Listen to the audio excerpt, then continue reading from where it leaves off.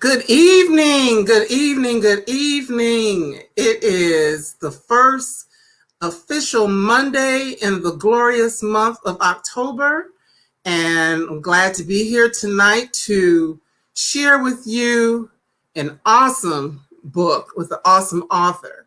And just going to wait a few moments to see who all is here, give some folks a chance to jump right on in. Okay, see, we've got a few folks here. So if you don't mind, if you'd like to drop where you're reaching out from in the comments, then that way we can kind of know who's here, give us a shout out, and we're not going to delay too long and go ahead and get started. So first of all, I would like to once again welcome you.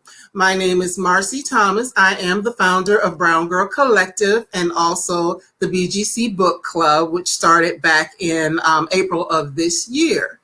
Through these last few months, we've had the opportunity to have several great authors on. We've read a lot of awesome books, and tonight is not going to be any different. So I don't want to delay. I see we've got a good group of folks on, so I want to go ahead and introduce our author for the evening, the author of The Secret Lives of Church Ladies, Deesha Philyaw. Deesha's debut short story collection focuses on Black women, sex, and the Black church. She's also the co-author of Co-Parenting 101, Helping Your Kids Thrive in Two Households After Divorce, written in collaboration with her ex-husband. Her work has been listed as notable in the Best American Essay series, and her writing on race, parenting, gender, and culture has appeared in the New York Times, the Washington Post, McSweeney's, The Rumpus, Brevity,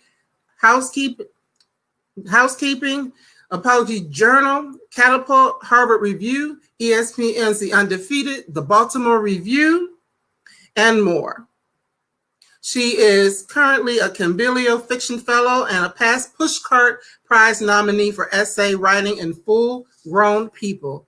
Originally from Jacksonville, Florida, she is currently residing in Pittsburgh with her two daughters. So without any further delay, let's welcome the 2020 National Book Award Prize nominee for nonfiction, Deesha Philyaw.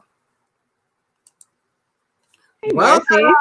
Thank you. That was a great introduction. I'm so excited. Thank you. Yeah, so welcome. It's a pleasure to have you here.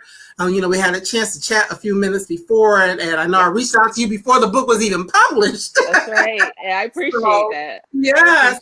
So I am so excited for all that's happening. Once again, congratulations on being longlisted for the National Book Award for nonfiction, which we'll know tomorrow how that all pans out for you. So welcome. Thank you. Yeah, so let's just jump in and let me ask you a few questions to get started about the book. Now, of course, this is a book of short stories. Yeah. So what is it that prompted you to write a book of short stories, and why church ladies? So I'll answer the easy part first, which is the first part. Why short stories? Because it felt less daunting than finishing the novel that I have been working on since 2007. And I wrote the beginning of that novel, I wrote the end of that novel, and then it was the middle, and I was stuck. And I still had to have an agent from my co-parenting book, and so she was kind of waiting for the novel. She's like, when you're ready, I'm ready. And then I started writing these short stories, and I would read them at different events here in Pittsburgh, and my agent is here, and she would come to the events. And so after the second event, she said, I'm liking these church lady stories. And I really wasn't thinking of them that way. But she saw that thread going through them. And she said, while you're kind of on hiatus from the novel, maybe you could pull together a short story collection. And if you publish 3 stories, we can shop that as a partial manuscript. That felt a lot more doable than finish a novel that I was stuck on. And so I thought, I can do that. And then that's when I got really intentional and started thinking, okay, well, it will have Black women, sex, in the Black church. Like that was the church lady theme that was going through the 2 stories, and that was present in the novel that I still hadn't finished. It's about the first lady of a mega church the Okay. pastor's wife. And so I started thinking about stories in that vein, and either having them feature church ladies or people I call church lady adjacent, where they Gotcha. may not be a church lady, but someone in their life who is influential is a church lady. Um, so that's how the idea for the collection came. But why church ladies? Because I was raised in the church, Mhm. and I was always watching and listening, women inside the church, women outside the church. I was sent to church by my mother and my grandmother. They didn't go, but they sent Oh, me. wow. So there's a whole story Yeah, behind that that. happens a lot. And so I think they just made such an impression on me from a young age, but definitely during those critical adolescent years when we're trying to figure out who we're going to be. What does it mean to be a woman? And then in the realm of the church, what does it mean to be a good girl, a good woman? And so there are all these blueprints, and so I did a lot of watching and listening. And so fast forward into my adulthood, and at critical junctures in my life, becoming a mother, being married. I married at a very young age, and then getting divorced. Those kinds of questions about who am I going to be in the world were there. And not surprisingly, as I looked to write fiction, they bubbled up, and they bubbled up. I think it was a lot easier to look at it through the lens of the church ladies and their stories that I remember than my own. And so there was this sort of strand of like dissatisfaction and Mm, this tension between who they want to be and who they're told they should be, or what they should want versus what they do want. And so I found a lot of interest in that, in the women characters that I started writing early on, and I haven't shaken it, so they're still with me. Yeah. well, that's good. And just based upon the fact of you being, I know that you are from Jacksonville, Florida, which would Yes. still be considered a part of the Bible Belt. So that makes Yeah. sense for that reason Oh as yeah. well. Mm-hmm. As I mentioned while we were talking before, I'm currently living not that far from where you're from. So Yep. I know that here it's the Bible Belt. It's all about that church, Yes. even though, people maybe their lives may or may not jive with, Mm-hmm. what they're being taught or what they're, quote unquote supposed to do. Right. But church is definitely a big part of that. So I could Mm-hmm. definitely resonate with, where with that in a whole lot of different ways. And I just wanted to let the Mm-hmm. people know who are listening, if at any time you want to drop a question in, we'll be reviewing those questions. So if you want to ask something, please feel free. This doesn't have just to be Deesha and I. We definitely want to hear from you all as well, especially as we get into the stories. Now, I know that you, just in reading some other interviews and things that you've Mm-hmm. done, I do know that it took you a while to flesh out the stories. So this isn't Mm-hmm. something you just sat down and wrote in a year and here it is. So Right. It's a mix. It's a mix because I would say the oldest stories, they, even if it was just one line, probably 4 years ago.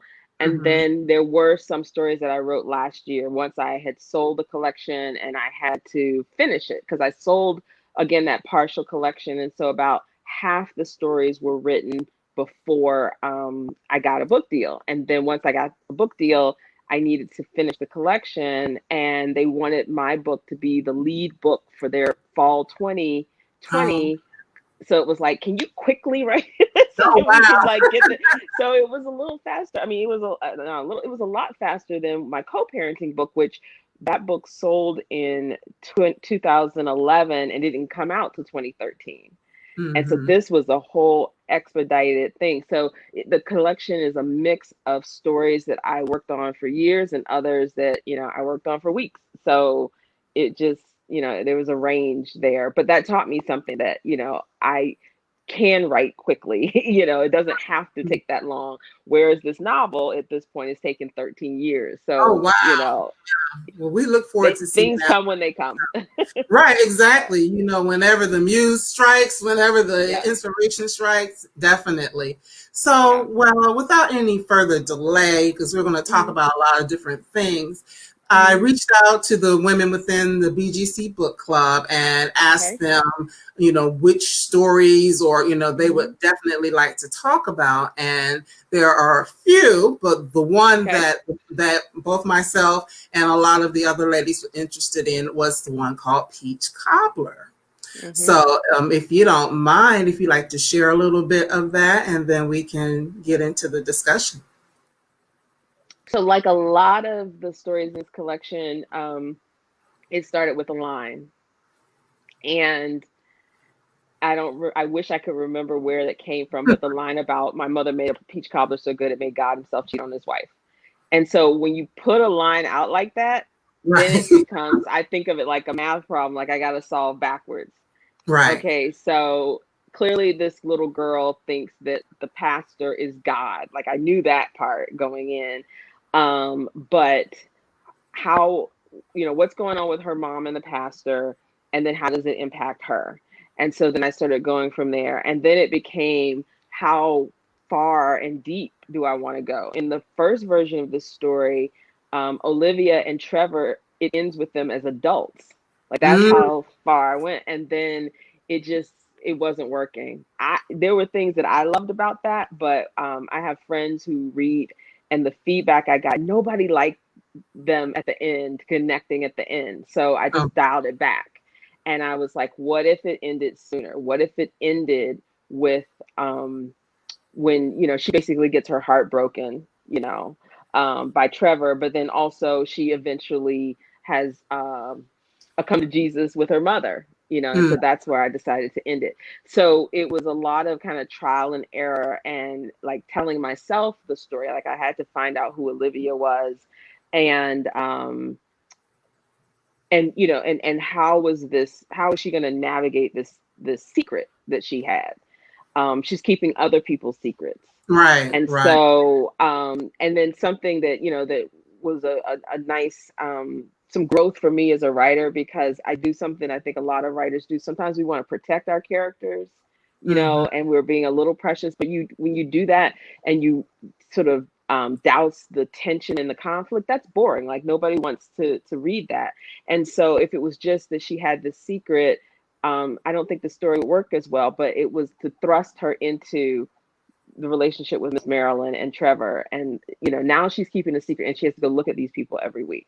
So just ramping up that tension and that, like even the look on your face, just the discomfort, right? Like the discomfort is right, and that's where the story was. So it was like, I told the story about, her life and all of that and the relationship with her mother. And then I had to have something really horrible happen, which is she had to go in that woman's house every week, and then what happened? And then it was like, oh, well, there's a teenage boy, she's a teenage girl, things are going to happen, Right. And then, so where do we want to go with that? So it was, just that one was one that I worked on for several years. Okay. So, yeah. It got rejected a lot too. That's something I will say to people who, others who are writing, that rejection, try not to take it personally. And it's so subjective because it's clearly one of the favorite stories in this collection, and yet it was the most rejected story in this collection. So that's interesting. Yeah.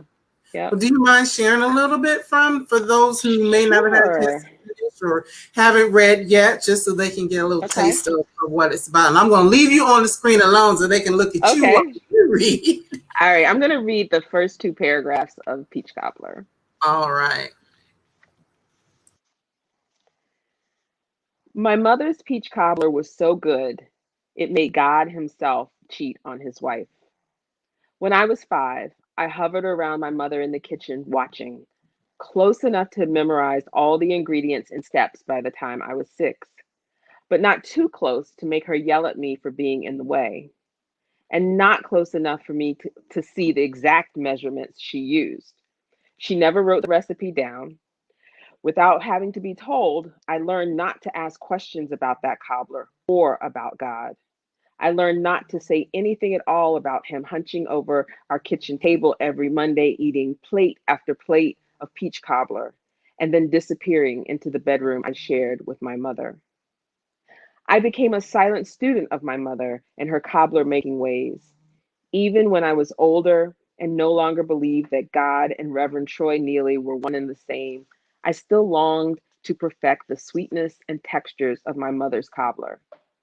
My mother, who fed me TV dinners, baked a peach cobbler with fresh peaches every Monday, her day off from the diner where she waited tables.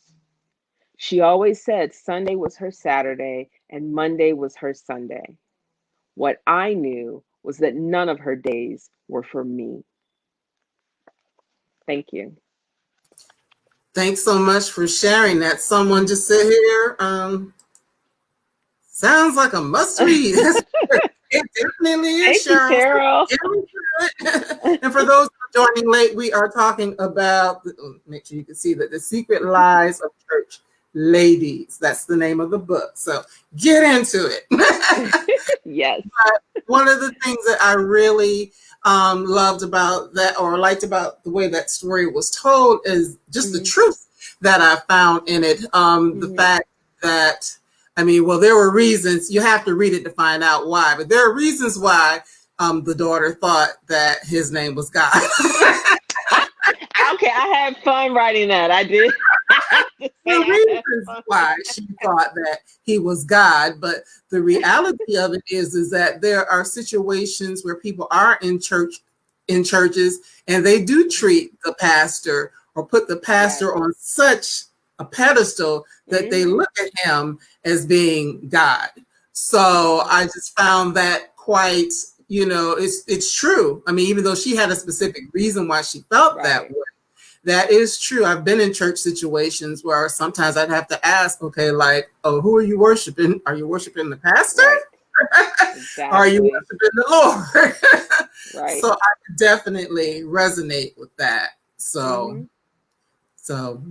and another thing that I found interesting in that particular story, that, well, the relationship, the mother-daughter relationship, which is also something that plays out throughout the book. Different mother-daughter relationships, but in this particular one, that the mother and daughter just had a really strained relationship, and in a lot of ways she treated this pastor better than she treated her daughter. That's right. And and in her own way, she had a reason for it.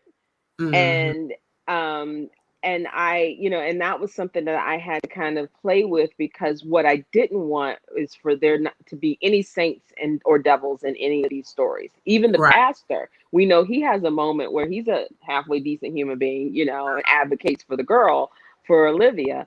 But I also wanted her mother to be, she's clearly not who Olivia needs her to be, but she has a reason for it.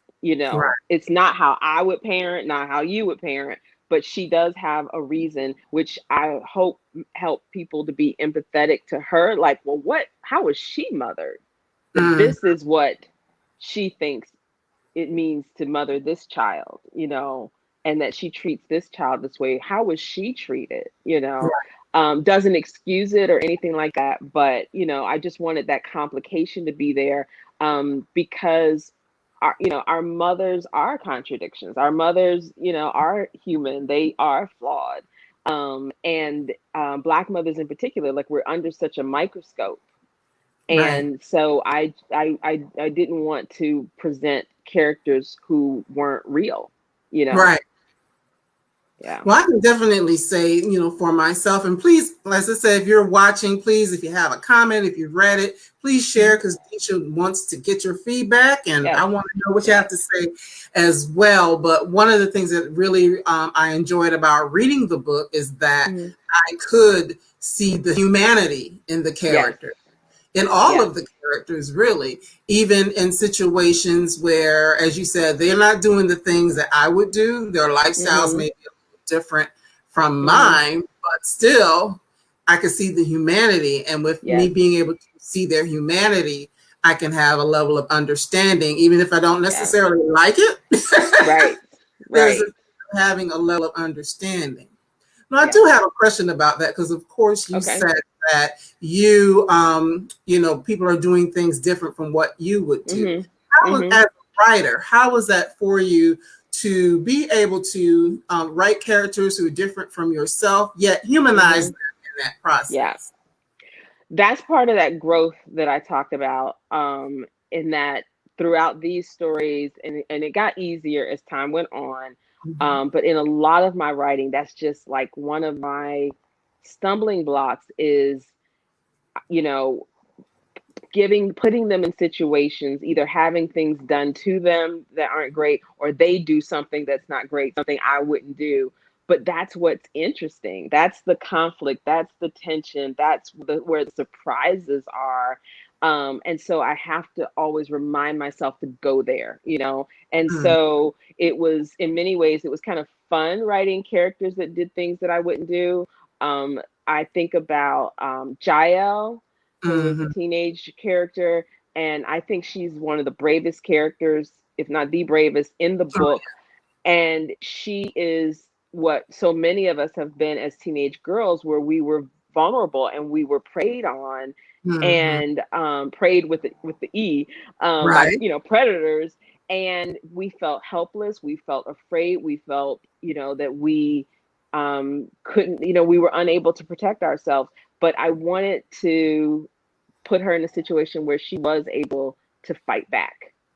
Again, we may not like the way she did it, but, you know, but she showed some agency. And so that happened for a number of the characters, where I might draw on something in my own life or something that I'm familiar with, and know that, you know, in real life, because fiction life is supposed to be more interesting and more dramatic than real life. And so in situations where in real life something happened and I was stunned silent, or I just didn't say anything, through these characters, I can say the things that I wish I had said, or do the things that I wish I had done. You know, you can get your revenge out. You know, or you can be, what's the word? You know, you could be more adventurous. You could be risk taking, you know, living vicariously through these characters, you know.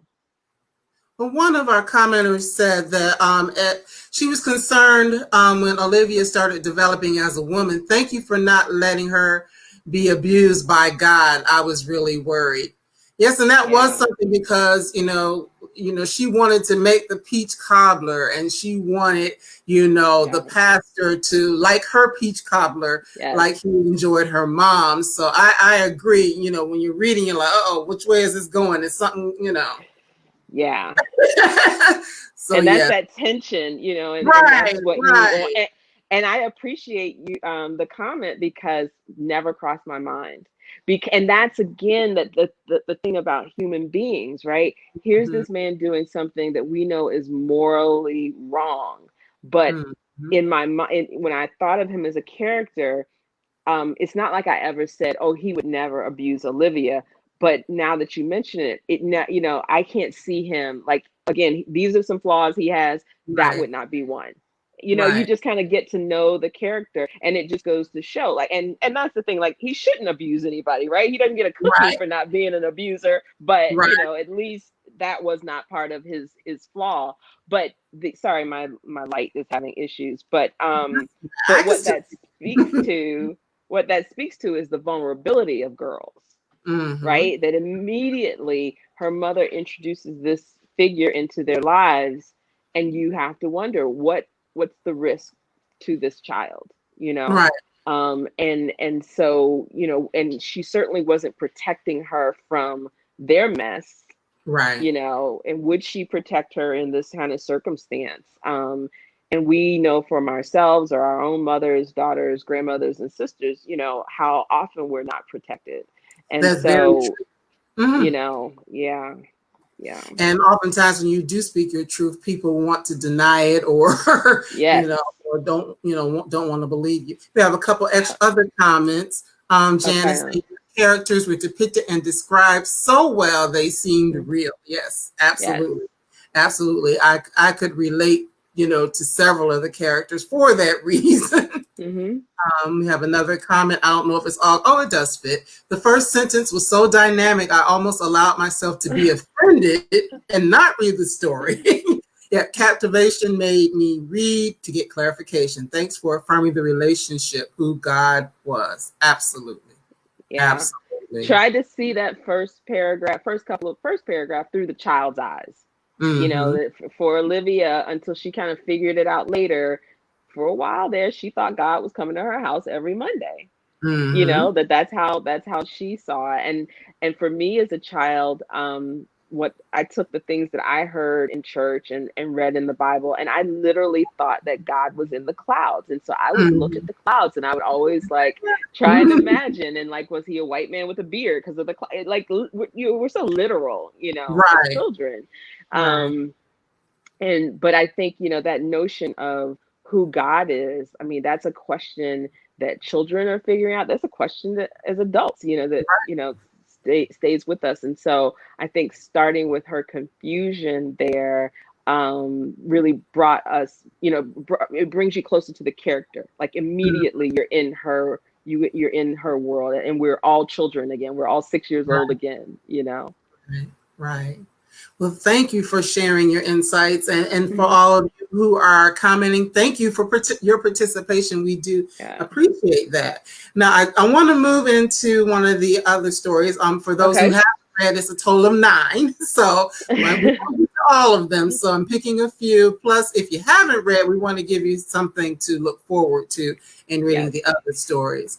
What the second one that a lot of the group members wanted to talk about was Dear Sister.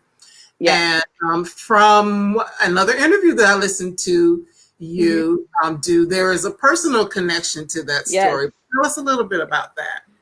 So I have four half sisters, Okay. and three of them I knew, you know, my whole life. I'm the oldest, so I know, you know, I knew them their whole lives. And then when our father passed away, it was our stepmother's mother who, you know, we're all sitting around in the days before the funeral, and she said, "Yeah, I got another sister. She should know that your father passed away." And we're like, you know, we don't know her. Mm-hmm. And so it was one of those things that's so surreal. It's like, let's call grandma. Grandma, what's our sister's name? You know, like Mm-hmm. things you say, right? Like, how often do you say that? And my grandparents have 17, I think, grandkids, and I'm the oldest of all. But she knew everybody's name, birthday. She could tell you all of that. And Mm-hmm. so, and like I had been told her name, but I forgot, you know, and she was never around, so we didn't have a relationship with her. And and so we found her name, we connected with her, but it was a phone call. It was not a Mm-hmm. letter. Okay. And we scared the poor woman to death, I'm sure. You know, all of a sudden, this whole side of her life that she never, you know, connected with. And then here we are, you know, four of us calling her at one time. Mm-hmm. And so it initially, you know, I think we just overwhelmed her. I And can imagine. then and she didn't come to the funeral or anything like that. We didn't get together. And then they're all still in Jacksonville, and I'm here in Pittsburgh. So I came back to Jacksonville after the funeral. And then over the years, the four of them have gotten closer and gotten together. And then I went back to Jacksonville last year for my grandmother's 90th birthday. And that's when I got to meet her. And that's the first Wow. time all five of us were together.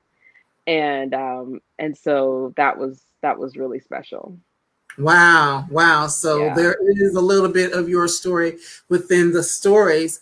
Yes. One of the things that was very interesting in the letter in the book, Hmm. that you're basically writing a letter to, it's a letter written to a sister Yeah. after the father has passed away. Yeah. But Hmm. within that, what I really liked about the story is that you're like kind of introducing her to, you know, these are the family members and this is your Yeah. uncle, and you know Yeah. these are your cousins, and you know all that sort of thing, and the whole thing of dreaming of fishes and Grandma's dreaming of fish. Somebody's pregnant, and she right, wanted to know exactly, who's exactly, pregnant. exactly. So that was just very interesting, but also it brought up, and I'm sure it may have brought up for different people who have lived that experience where there is a dad that they may or may not have been close to, Hmm. and Right. that there are a lot of children who Yes. have different relationships with him and different ideas of who he was as a Yes. father and all of Yes. that. So just talk a little bit about that. How were you able to kind of flesh that out in the Hmm. story, consider the fact that everybody's going to have a different relationship. Right. So, there were two things that drove that process for me. One, I didn't want it to be like, a one-to-one, this sister in the story matches with this sister in my real life. There's nothing like that. There are elements of them. Like I do have a sister that's a nurse, but my nurse sister is nothing like Tashida. So I have to, and she read it and she said, she just laughed, so there are these elements, but I didn't want it to be us exactly, so that gave me a lot of room to be creative and to give them, these really interesting personalities. And my sisters and I haven't talked much at all. Yes, my father was a Rolling Stone. He sure was. I'm pretty somebody's coming. He truly, that song makes me think of him all the time. But I don't really, I know some like individual stories, but I couldn't tell you the relationship that each of my sisters has with our father, or had with him. And so I got to make that all up. I got to imagine it. And I kind of imagined it. And I think I used this term in the story on a spectrum. On the one hand, you have the sister who wants nothing to do with him, calls him by his first name. And then there's the other sister who thinks he can walk on water. And then everybody else is kind of in between. So I imagine that we're probably like that too, but I couldn't call it because which one. We have a relationship with each other, but we, oddly enough, don't talk. We've never really talked about him. And it was really his death that brought the four of us together, and then the fifth. But one of my sisters, our mothers raised us like sisters. Okay. And so I know her, relationship with him. And then our other two sisters, they have the same mother and the same father. And I saw them a few times when they were growing up. And again, like I said, I'm older. And then I didn't see him again until he died. And then, or I guess I saw him a little bit before he died. And then the next thing you know, he was gone. And so, it left us to kind of forge whatever relationship we were going to have. So, I got to kind of fill in the blanks in the story of what I don't know about their relationships with him, but what I can imagine they might be. And then I made the father character, he's a lot more, he's a lot larger than life than our father actually was.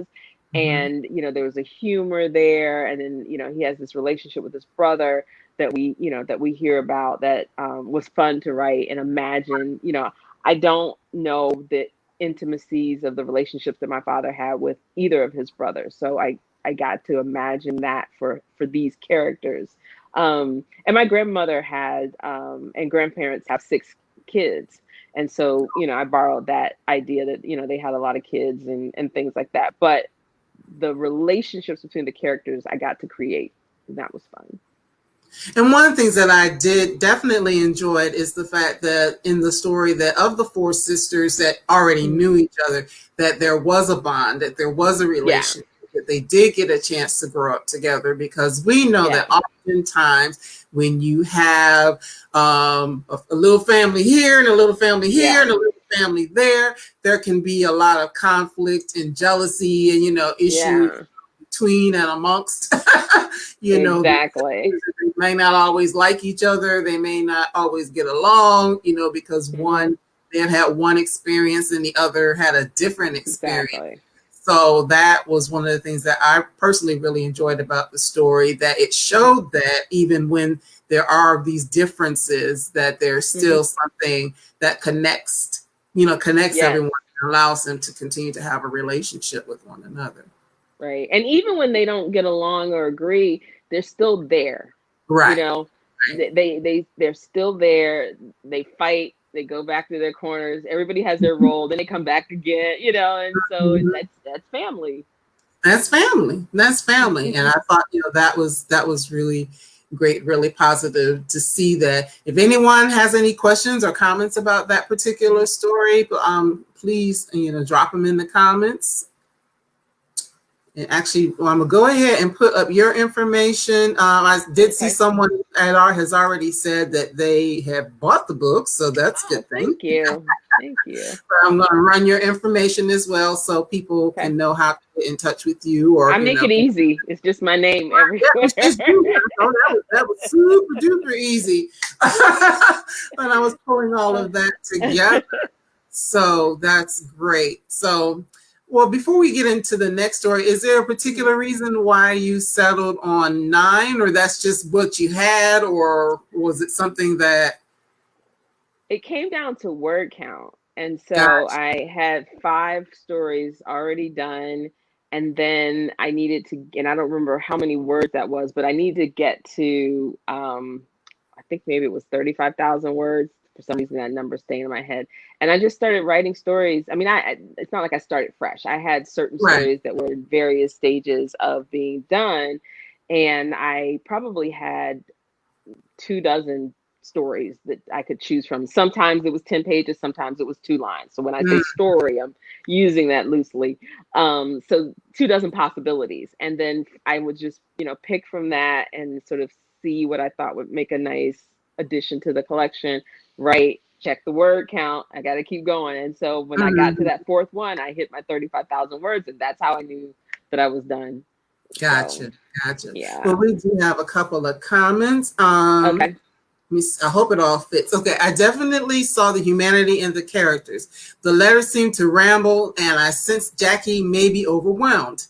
I had 7 sisters, 3 have transitioned, and 3 brothers. We all have the same mother, but not father, so I can identify with the dynamics among the character sisters.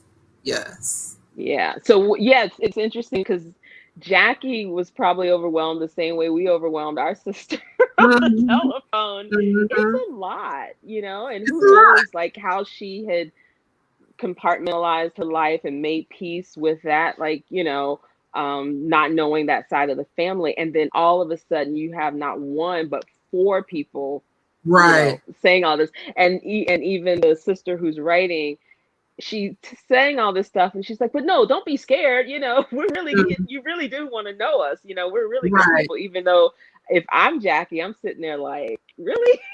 Wild. Right. Exactly. So, yeah, it's a lot. As D.L. Hughley said, we daddy's real churn. And so Renee would probably feel, because Renee was the one, she didn't want to reach out to the other sister. Right. And they had to remind her, we all in the same boat with him. He wasn't, he didn't show up for any of us.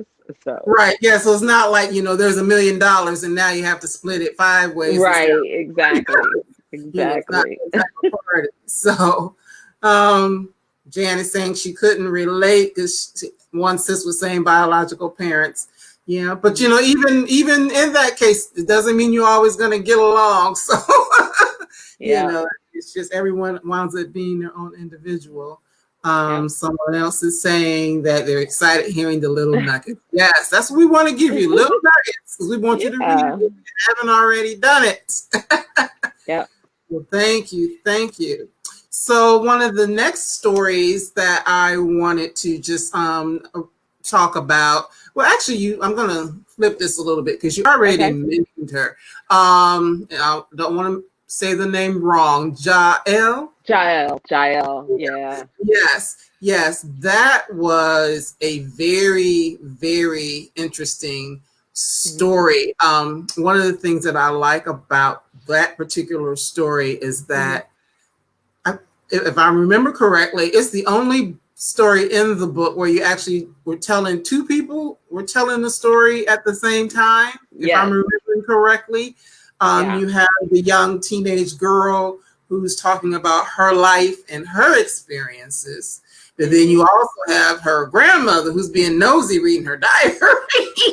Like, I was just flipping the mattress, and to keep coming back and reading it over and over again. I'm gonna read it every day. But her grandmother who's going into her diary and reading about what she is experiencing and being upset about the things that she reads and all of that. So what was it about that particular or those particular characters that made you want to give the two different perspectives? Because it is two, very different perspectives of what's going on. So that story had a lot of different pieces that I kind of pulled together.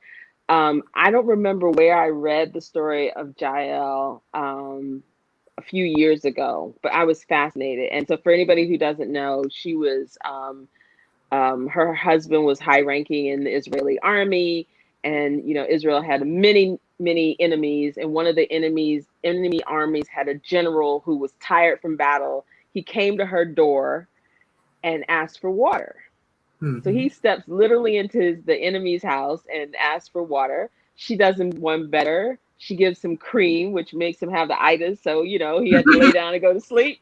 And while he was on the floor asleep, she took a hammer and nail and nailed his head to the floor. And I remember reading that story and just being floored.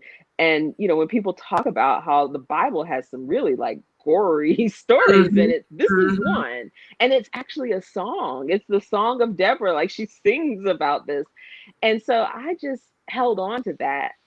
And then I came back to it and I started doing this what if thing, right? And that's sometimes how I write stories. What if this 14-year-old Black girl was named Jael after the woman in the Bible? Who would do that? Who would give a child that name for a woman who did that? So I had to figure out what that story might be.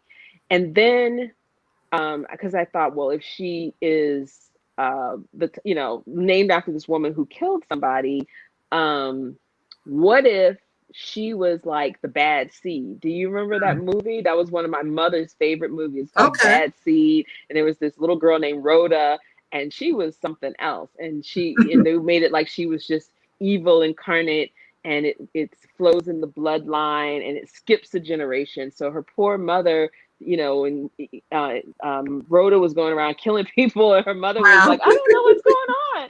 And then she, you find out later that her mother, the grandmother, was also a bad seed. So it skips a generation. So I started thinking about that. Okay, so if this girl is a bad seed, then her grandmother would have been a bad seed. And I don't know why I thought, well, I don't want it to be her grandmother, but somebody else is raising her. So I made it the great-grandmother is raising her. And so that's how I got those pieces. So the great-grandmother, of course, is going to be the church lady. I got my bad seed. She's named for a murderous woman. And it's I gotta put all this together. And so I figured the only way the woman would know what this girl was doing, because Rhoda in the bad seed was sneaky. She hid her stuff. And so I was like, she's reading this girl's diary. Gotcha. And then that's how I got the whole don't go looking for something, you might find it. And then she just goes from there. So that's how that all came about. Right. And one of the things, it's just you're right. That story just has so many different elements to it because, there are these things that are generational, that the great grandmother is talking about, when she's telling the story from her perspective. And it's she's glad that Jael isn't doing those things, but then she doesn't like the things that she is doing. Right. But then, she knows too much now. She knows too much. Right, exactly. So it's just it's very interesting and then there's also one of the things that I saw in that particular story is just the judgment of it all, because obviously grandma and great grandma and all them, they weren't necessarily, angels. Right.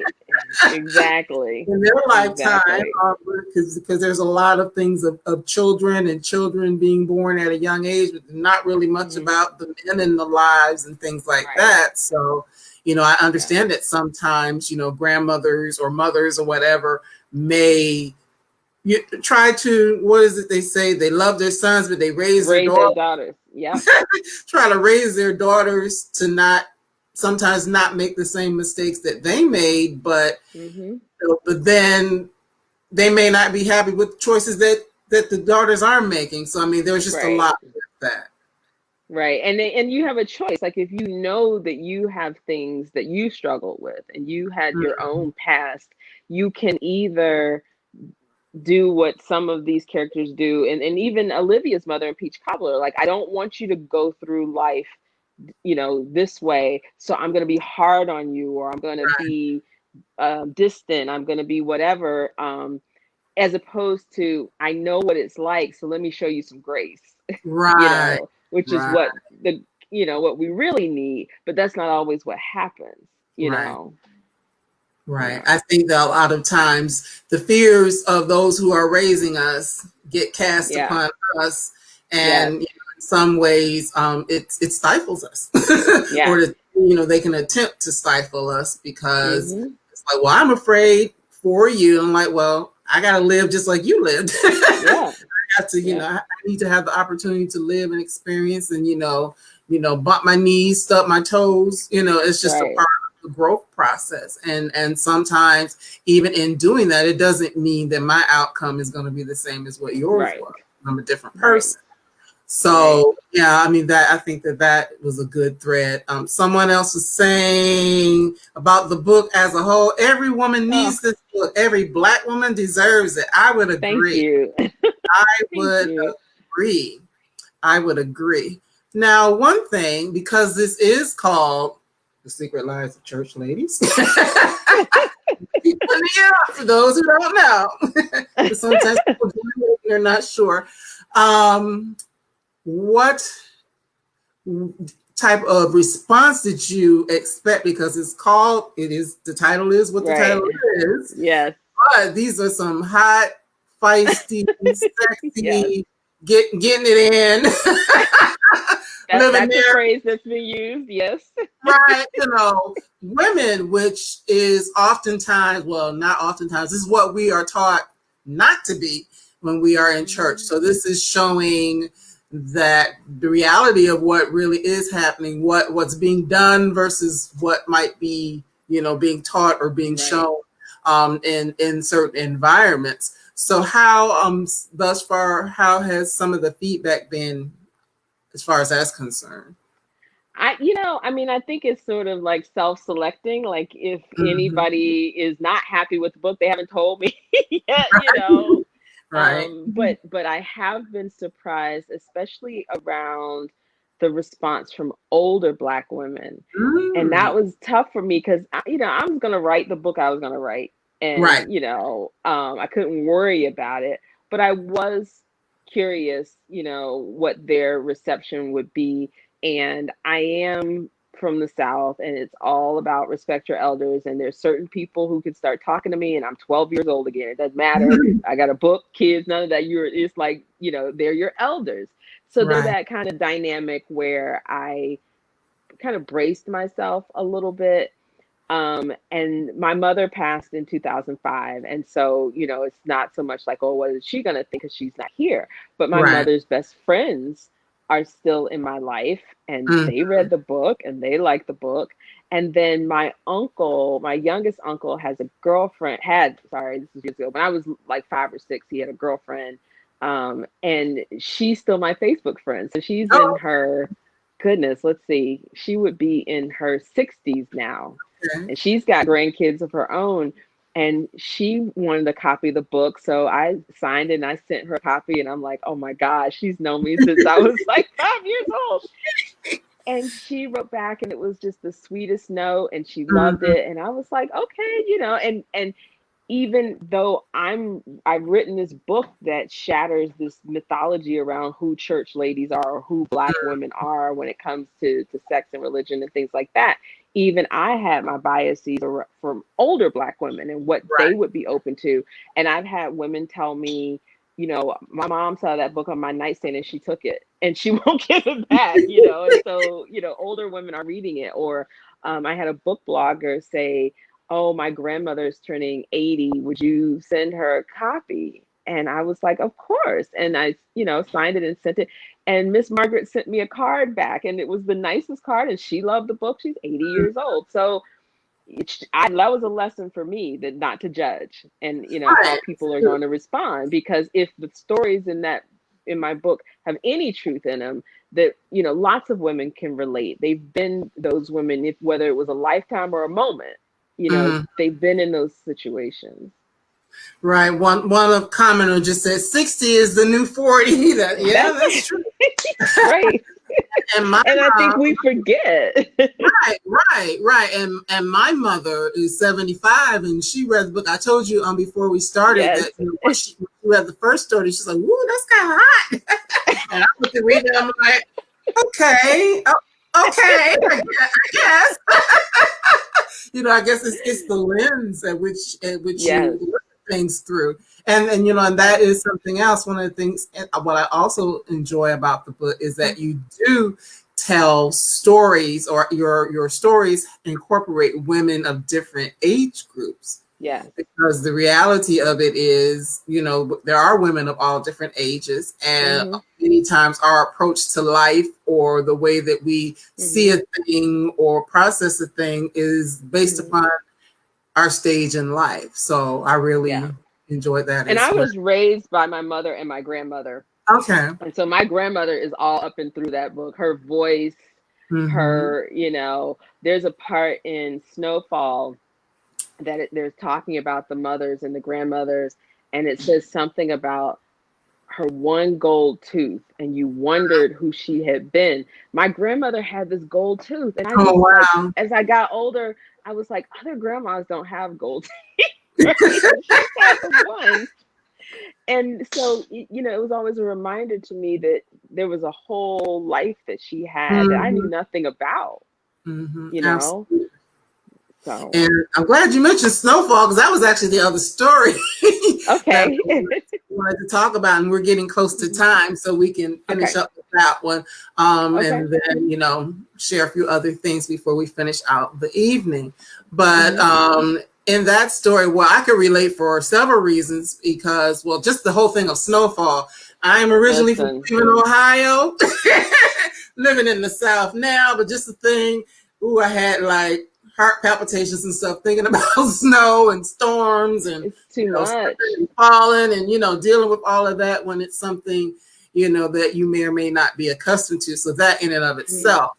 But that particular story is the story of two women in a same-sex relationship, and it talks about a lot of this. The thread that I got in the story is a lot about how they are, in their relationship, but how they're relating to other family members, or not relating to other family members, and how that shows up in their relationship. That was one of the threads that I got. So just talk to us a little bit about that story in particular. So that one was written on over the course of a freezing cold weekend here in Pittsburgh. I have a friend, her name is Abir Hoke, and she wrote a memoir called Olive Witch. And she is Nigerian born, Bangladeshi American, grew up in Pittsburgh. And so her book is about three different places, Nigeria, Bangladesh, and the US, that she has lived in and that she called home. And so when her book came out several years ago, she did a book launch event here in Pittsburgh, where her family still is. And she invited me and this poet from Bangladesh named Tuhin Das to read for her, right? So it's like Tuhin and I were like the opening acts, and then she, was the main event. And Tuhin is in Pittsburgh because he got on the wrong side of the Bangladeshi government, and he's in exile. And so he's here in a program called City of Asylum. Pittsburgh is a city of asylum, and they have housing where artists who have been exiled, who it's not safe for them to live in their home countries, they can come here for sanctuary. And so I knew what his work was about.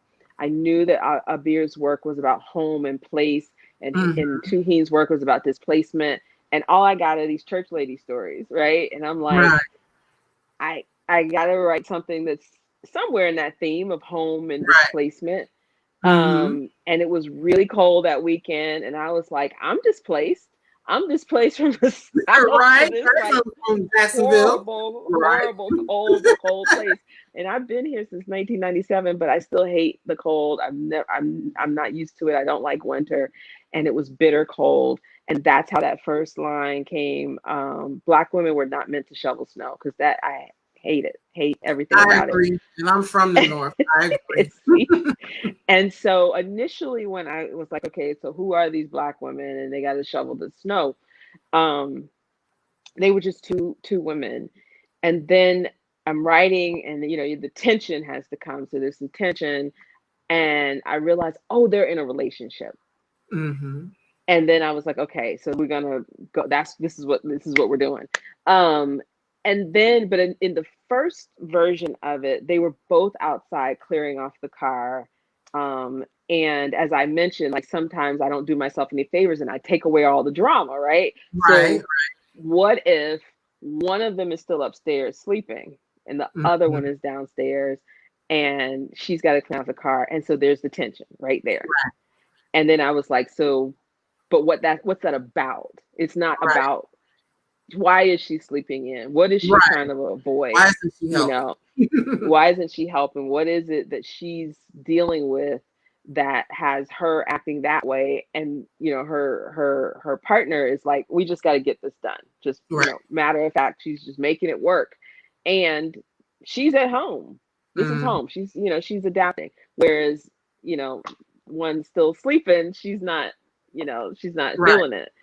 And so then that became sort of my entry point to the conflict between them, to the sense of being displaced, and can you find home in a person? And then what about the home you left behind?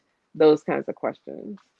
All right. And it definitely did that. I really like the way, near the end of the story where it wrapped it up, and they kind of were saying, okay, we can do something to make this feel more like home. And that also just the tension of coming at life or being in two different places in their lives outside of one another, coming to a point of understanding and support in that. So I thought that was very positive as well. So thank you. Have a couple more comments, and it's 8:57. I'm not going to keep. Oh my goodness! Good job. Great. If anybody has any other comments, please drop them in now, because time is. We're going to wrap it up here soon. Saying you could go deeper. Ari, the secret lives of church ladies. I saw a lot in the lives of church book while growing up in church. Girl, hush. Yeah, there is a lot, because oftentimes the very people that are telling you to do a certain thing or to live a certain way, they're not doing it themselves. So That's right. I mean, you think about the great grandmother when she names the children who she didn't have. Right. And that's her secret. Right, that's her secret. Right, and we know that oftentimes there are those secrets. Sometimes those secrets go to the grave, and we don't know. Right. Today at work, I was talking to one of my coworkers, and she was telling me how her mom, I guess through ancestry, one of those things where you can find your family member, how they're finding out that they probably have another sister or another cousin. Whole because family. And that way, and the people who would have birthed the child are long gone. So sometimes those are the kinds of things that do happen. And there are a lot of things that go on. Well, Deesha, I want to thank you so much for writing this book. Thanks for having me, Marcy, and giving me the opportunity to talk about it. Yes. I just thank you for writing the book. And, we could probably talk for 2 or 3 hours about it, because it's just so much. There are ways in which, I saw myself, many people don't know about me. At one point in time, I was very, very active in church, and even, doing ministry and things like that. And then I made some shifts, and, because of just me wanting to make sure that I'm a person who's living and being authentic and all of that. So, I can relate to some of those mental, emotional struggles, spiritual struggles that sometimes you go through, looking at life as you think it should be, or the way someone else tells you it should be, versus what is a reality for you. So I definitely thank you for sharing these stories, for giving us things to think about, to contemplate, to just really even search ourselves, because even though this wasn't a self-help book, it felt like it for me writing it. It was not a self-help book, but if a person takes the stories and really delves into them and thinks about it, and looks at their own life, or maybe the lives of people that they love, it really can be it really can be something that helps you. Oh, thank you, Miss. I always call her Miss Store. Says, to thine own self be true. Yes, exactly. Have to be true to me. That's right. Regardless of what other people may think about it, I have to be true to me. Yes, that's it. And Janice saying your stories are rereadable. Absolutely. Oh, thank you. Absolutely. Thank you. I'm glad to hear that. Yes, along that line, there is a great resource that Deesha provided to me prior to us doing this book. I didn't share it out because I didn't want to duplicate questions per se, but I am going to make it available. I'll drop a link, not here, but I'll drop a separate post that'll give you access to that resource. It includes more questions about Deesha, or more things you told me about Deesha that I may not have gotten to. It gives you questions and things to think about for each of the stories, because we only went through, I think, maybe 4 or 5, and there are actually a total of 9. There's some playlists in there. There is a recipe for peach cobbler. Yay! There's some recipes in there. Yeah, good stuff. It's a nice resource, and I promise I'll share it out momentarily, so that you all can have access to that. So now, Deesha, I know you've got a lot of things going on. Of course, we'll know tomorrow where things stand with the awards, but we're praying for you. Thank you. The universe, God, all of that. Yes, I appreciate it. Vibes up for you. But as I said to you earlier, even if it doesn't go any further than it's already gone, as far as that's concerned, you're already a winner. You're already. You've already, because this is your first, collection, so you're already a winner. And I know that there are many great things in store for you and ahead for you. So along that line, no, you're welcome. Along those lines, besides just the promotion of this book and doing events in relation to this, what else are you working on, and what can people be on the lookout for from you? So that novel from 2007 will finally get written. I'm going to be working on that. And there has been interest in adapting this collection for film and or television. So stay tuned. Yeah, Hollywood has come calling. So that would be great.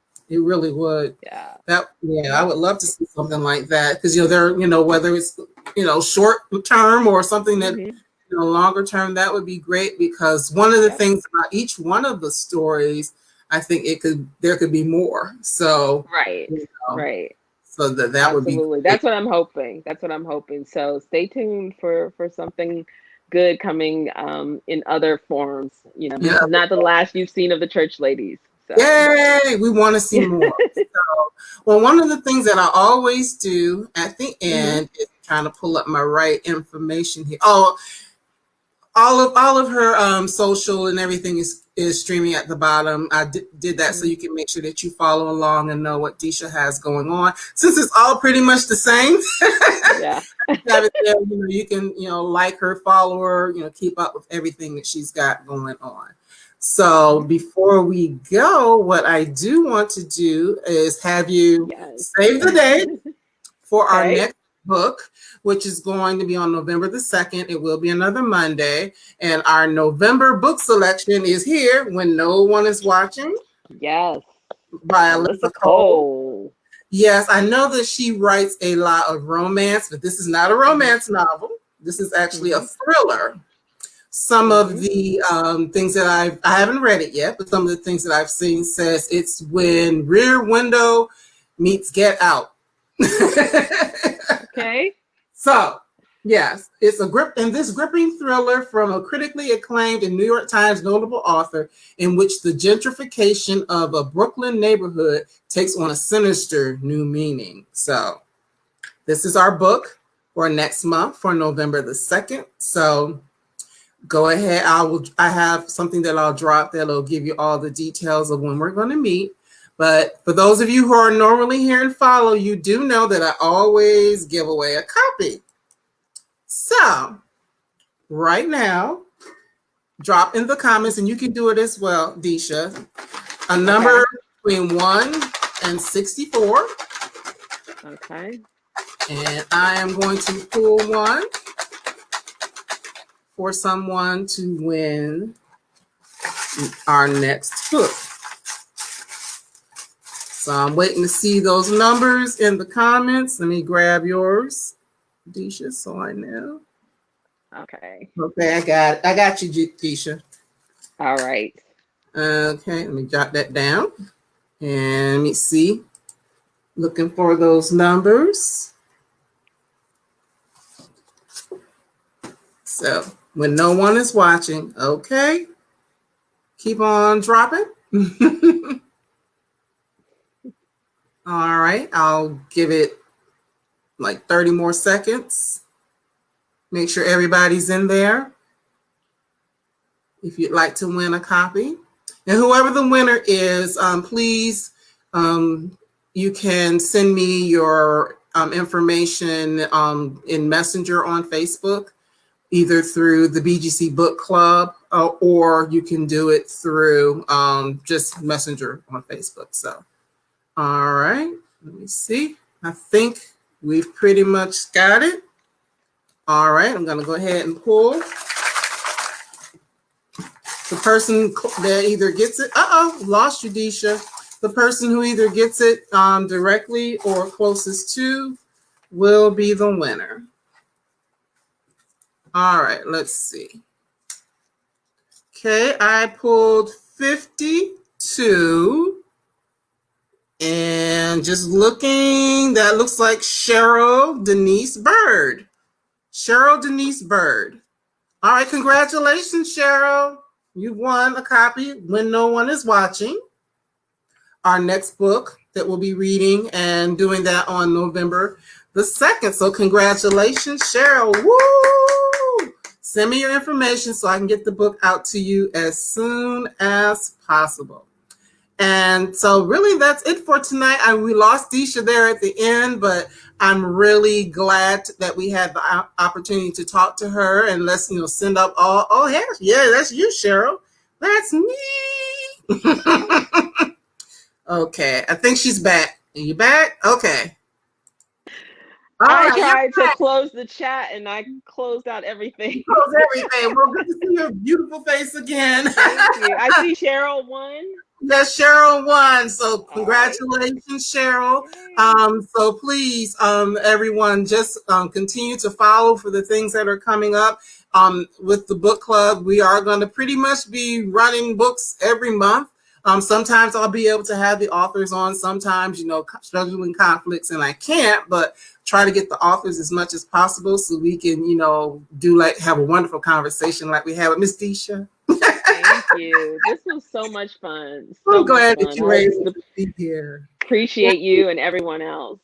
Absolutely. And thank you for everything. And I just want to wish everyone have a good night. Take good care of yourselves. Continue to wear those masks. Continue to, use your sanitizer, wash your hands, social distance. Make sure, what else do you need to do? Register to vote if you haven't done it already. I know that there are some states that opportunity ended today, but for those that have not, make sure you register. Tell other people. We just got a lot of work to do. A lot of things to keep going to, secure our freedoms, help to maintain the freedoms that we do have. So I just want to thank everyone for being here. Love you, and love you, Deesha. Love you too. Thanks, Marcy. Good night. You're welcome, and we'll see you next month. Have a good evening. Good All right. evening. All right. Bye-bye.